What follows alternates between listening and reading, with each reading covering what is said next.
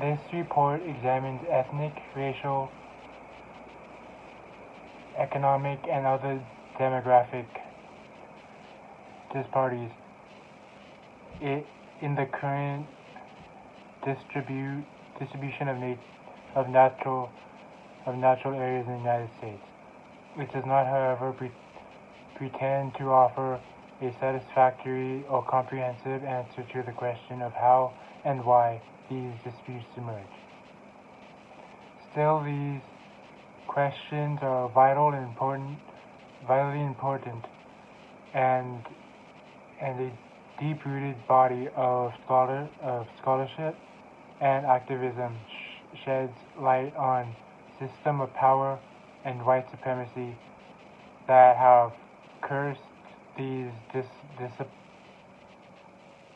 disparities to emerge.